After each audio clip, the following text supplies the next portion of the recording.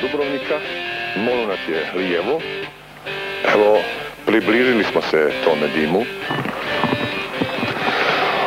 Ivicom ovih brda, evo, sve ovuda, bili su mupovci i takozvane zenge. Prema informacijama koje smo dobili, u komandi Trebinske jedinice nema ranjenih i poginulih pripadnika Jugoslovenske narodne armije. Svi prilazi Dubrovniku su zatvoreni.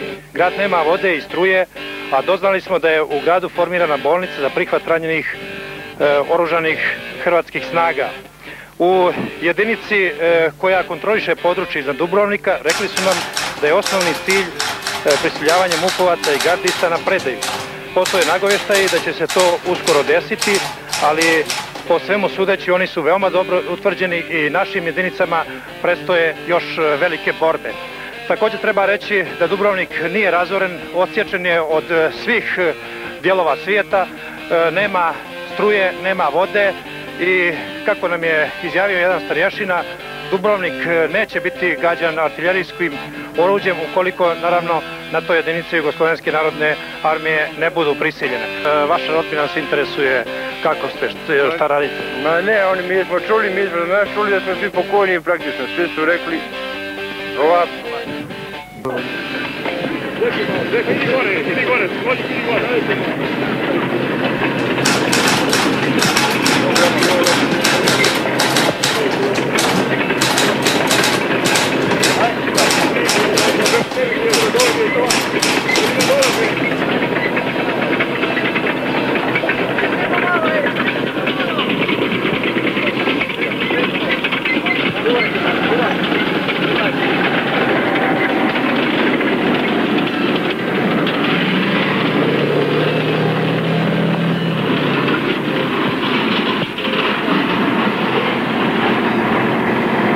Artiljerci sa strane neprestano raščišćavaju teren. Uz oprez od zautalog snajpera tu su i tank koji također otvaraju cestu. Ostaje se do juče neprobojna tvrđava, a ovo su popisa ratna. Za ovu emisiju kamera i mikrofon bilježe taj usiljeni hod prema cilju, na domak noći, ali sada već izvjesnije. Bar nama koji smo ih nakratko podsjetili.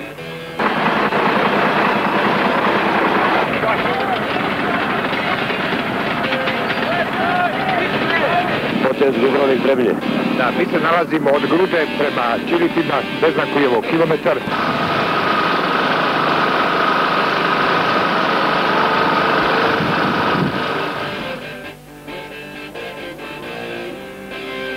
Idemo sada do prve borbene linije.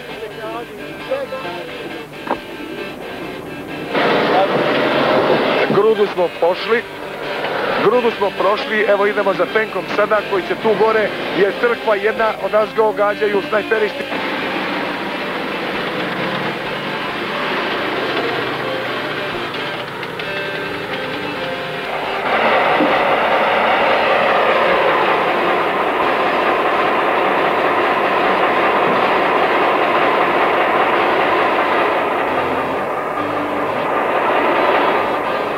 Borbene linije su 2 km prema aerodromu. Inače, noćas se dosta ratovalo. Pripadnici Jugoslovenske narodne armije zarobili su noćas 8 mupovaca, a jutros jednog. Iz koje ste jedinice? Sava Kovačević. Vaše brigada je još niže tamo 2 km. Evo, pripadnici Jugoslovenske narodne armije malo odmaraju. Prve kuće sela Čilipi.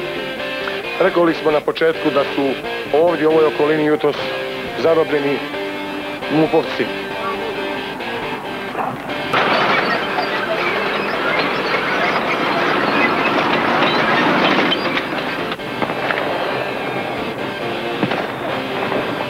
Koračamo sa borcima prve borbene linije, Cilj Cavtat. Kolona na oprezu jer hrvatski snajperisti i ostali oružnici ne vidu. Ratna slika, a naša finska ekipa Miodrag Strugar, Danilo Živaljević, Rej Potašević i Milovan Vukašinović obavljaju svoj posao uz visoku profesionalnost. Hrabri ratnici i pored višednevnih napora nastavljaju uz optimizam da će obračun konačno svršiti.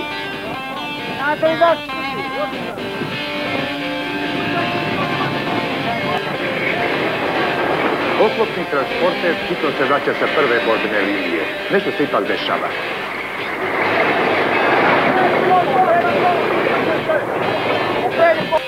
Pa u ovom periodu primirja bilo je nekoliko slučajeva pucanja i snajperskih pušaka na naše izviđače koji su i pretraživali terene, tako da smo u toku jučerašnjega dana zarobili 17 mladića koji su u zboru Narodne garde. Pripremali se po ovim tri puške, ove poluautomatske i...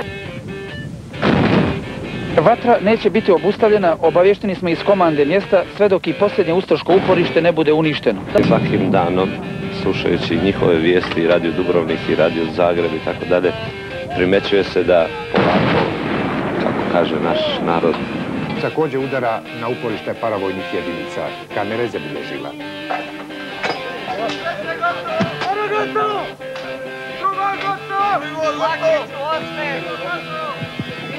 Flotu, slušaj moju komandu. Pažnja, flotu, pali!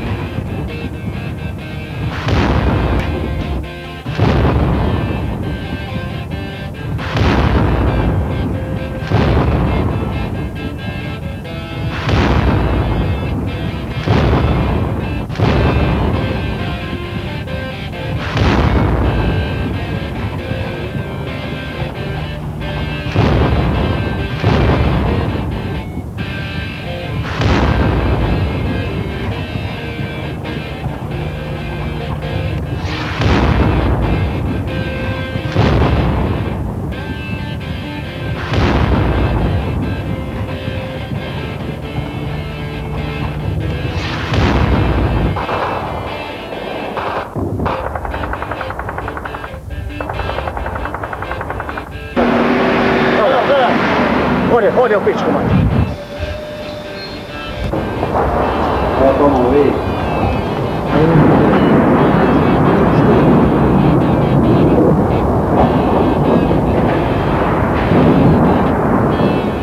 Dove bacio mi era divertente, eh? Sì.